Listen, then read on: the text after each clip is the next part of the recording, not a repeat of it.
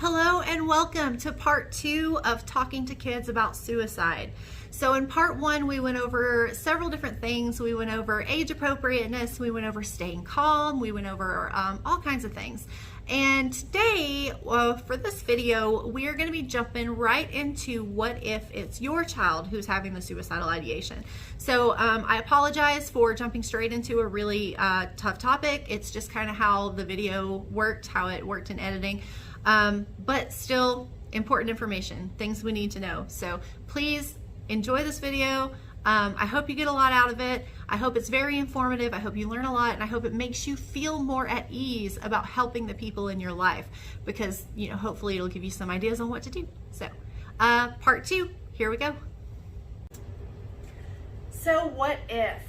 Okay, this is a scarier thing to think about. Those what if moments are very scary, but we've got to be prepared for them. So what if it's your child going through depression, anxiety, and or suicidal ideations?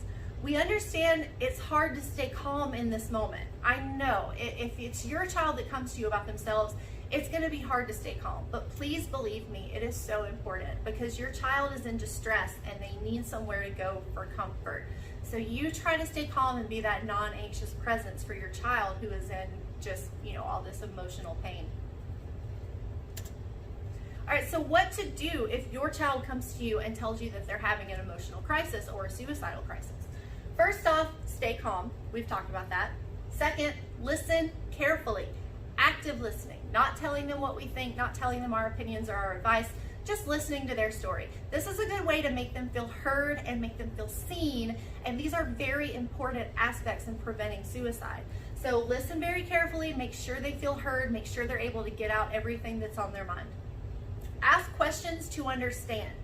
Where are they coming from?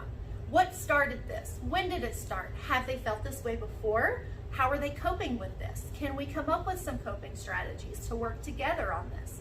Ask questions to understand where your child is at and how you can most effectively help them. Be extremely clear with your child that you are there, that they are doing the right thing, and that you will be with them through the whole thing, whether that be hospitalization, hopefully not, whether that be, a psychiatrist visit, a therapist visit, like whatever step needs to be taken for your child. It's important that they know that you are going to be there through every step of it, because they don't want to feel like they're alone. They don't want to feel like everyone's given up on them. So very important part. Next, validate their feelings. Whether or not you feel like their problem really is a big deal, and sometimes that is a struggle, because sometimes teenagers' problems don't seem like such a big deal to adults. But remember, at this point in their life, this problem may be the only thing that's on their radar. It may be the biggest thing they've ever had to deal with. It may be a breakup that just crushed them, right? So you want to validate their feelings. It's okay to feel how you feel. It's okay to feel sad. It's okay to be upset. And let them know that feeling things is okay and it doesn't make them a bad person. So, if you think your child may be actually suicidal and at risk of doing something, first thing you want to do is remove all possible means of suicide from the child's vicinity. So make sure firearms, pills, sharp objects, anything that could be used for a suicide, make sure they're out of your child's reach. If possible, get them out of the house altogether, but definitely get them to a place where your child cannot access them. That is a preventative, that's actually a way to prevent suicide. One of the ways to jump in and prevent it is to take away the means. It's often an impulsive decision, so if someone decides to do something to themselves but they can't find anything to do it with, they're far more likely to not do it, to give up and decide not to for that night. So it's a very important step. Build up a support network. Find out who your child is comfortable talking with. Don't just grab any adult that you think would be helpful. Find out who your child is comfortable with and build up a support network of people they can go to. Maybe when they're at school, they can go to their coach. When they're at home, they can go to you. When they're at church, they can go to their youth pastor or their rabbi or what have you. So find some people your child is comfortable with and build a support network around them and communicate with those adults so we're all on the same page on whether or not your child is giving off warning signs. And then finally, get help. 9 out of 10 people who die by suicide have a treatable mental health condition at the time of their death. Now, most people with mental health issues do not go on to die by suicide. Don't go on to have suicidal ideations. Most people with mental health issues are, not going through this. However, most of the suicides that do occur, 9 out of 10, are from people who are suffering from mental health issues. So, if possible, seek professional help from your child. I can't stress that enough. There may be a situational crisis going on.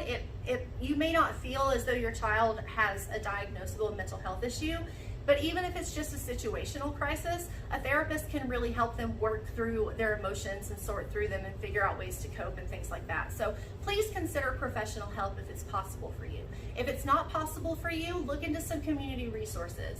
We have a resources video that is either up now or coming up soon. I'm not exactly sure yet at the time of filming, but we do have a resource video, and there's lots of resources that I go over on there for you guys. So if therapy or psychiatry is something you want and you can't afford, or you're not covered by health insurance, look at our resources video, and I'm going to give you some things that might be able to help you out with that. All right, if it's only a suspicion, your child hasn't come to you, you don't know from their mouths that they are suicidal or that they're going through a crisis. You're suspecting it. So first, ask. You probably saw this if you watched the what to do video, what to do when someone's suicidal. We want to ask the question, and we want to ask it in a way that communicates finality. We don't want to say, are you hurting? Because yeah, they're hurting, but we're not asking if they're suicidal. We're just asking if they're hurting. Of course they're hurting. We still don't know if they're suicidal or not. We want to ask it directly. Have you had any thoughts of suicide? Do you ever think about going to sleep and not waking up? Some form of finality in there, however you decide to ask it. So ask the question, open up a dialogue with your child about mental health, and ask them directly if they've ever experienced depression, anxiety, suicidal thoughts. Stay in touch with the other adults in your child's life. I can't stress this enough. Sometimes warning signs can pop up across different people. I listened to a podcast recently where a woman had lost her teenage son, and when they first suffered that loss, she had thought there were no warning signs. But then she communicated with a teacher at school who had caught something that could be a warning sign, and a coach at school who had caught something that could be a warning sign. And she had caught one or two things. So it was just that nobody was communicating with each other. There actually, in this case, were lots of warning signs, but the school counselor didn't catch it, the coach didn't catch it, we're not communicating with each other, we don't realize how many signs are coming off. So communicate with the other adults in your child's life and stay in touch with them to see if there's anything your child is doing or saying at school or in church or in synagogue or wherever your child goes on a regular basis. Make sure that you know the adults in their lives so that you can keep track of if they're giving off any warning signs to other people. So self-harm. I wanted to talk about this because it's a very common issue in middle school and high school. So self-harm, actually what we call it is non-suicidal self-injury. It's not a suicide attempt, it's actually a coping strategy. It's an unhealthy coping strategy, but it is a coping strategy. There's something going on mentally, emotionally, situationally that is making them feel that they have to do this in order to cope with the distress they're feeling. So don't look necessarily at non-suicidal self-injury as the problem. It's more of a symptom of the problem because it's a way they're trying to cope with whatever the real problem is, be that emotional distress or situational, unfortunate circumstances or what have you. So it often emerges around mid-adolescence, around 12 to 15 years old. What happens when a child self-harms? The physical crisis, the pain that they inflict on themselves, is going to prompt the opioid system to dump a bunch of endorphins into the bloodstream. And that endorphin rush is going to give them sort of a release feeling. This is what a lot of kids report feeling. So the problem with that is that eventually the body develops a tolerance to those endorphins that the brain releases, and so habituation emerges. That means that the endorphins are not working as strongly as they were before. So the effect that child got the first time may not be as much as, or maybe much stronger than the effect that they got the 10th time or the 15th time. So this means that they're probably going to be doing things that are more serious and or doing it more often. And this is where habituation comes up. Any child who is self-harming in any way, be it once or twice or 15 or 20 or more times, they need help. Any child. It's not just habituation to look out for. Any child in your life who is doing this needs to get some help, needs to reach out to someone. But habituation is where we start. That's a heavy, heavy sign for suicidal ideation.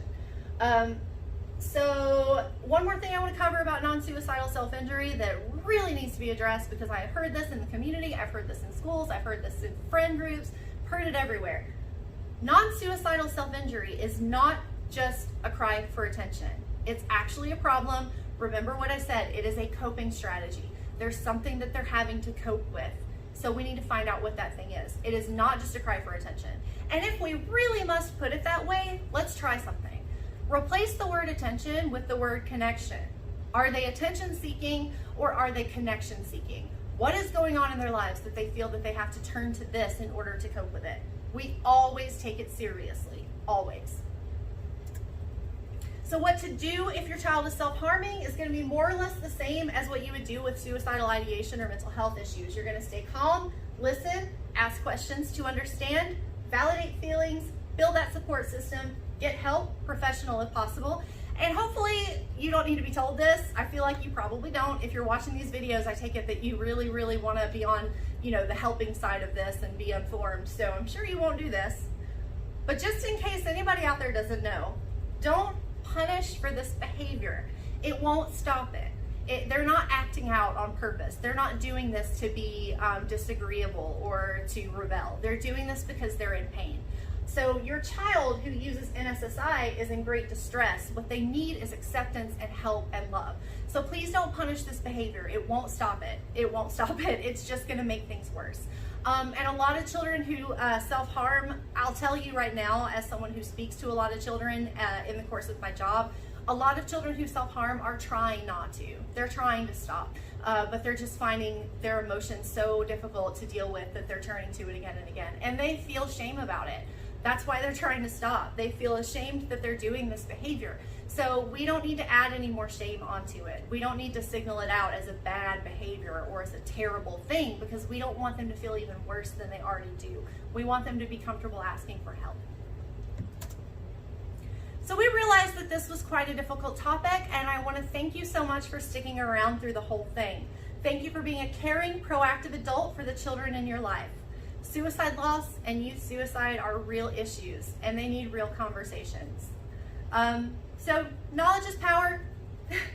Maybe a tired adage, but it's a true one. The more we know about suicide, the more we know about the myths and facts, how to prevent it, how to watch for the signs. The more you know, the better you're going to be equipped to help people and be there for the people in your life who go through this. And you yourself, hopefully, know that it's okay to reach out if you ever go through this. Talk to your kids about mental health so that they'll know that they can ask for help when they need it. This is an important thing to address with your children.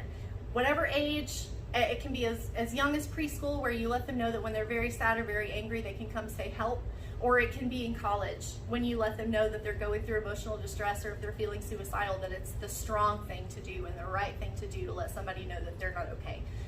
We want to make sure they know that reaching out for help is the right thing to do, and that they're going to be met with warmth and support if they do it. All right. Thank you so much for joining me. We've got the resources video, and then that should be the last in our series. If you've been with us through the whole thing, thank you so much. We really appreciate it. We just wanted to get the word out to the community, to parents in general especially, what sort of things you can do to be a proactive helper in your community. So we really appreciate you. Thank you so much.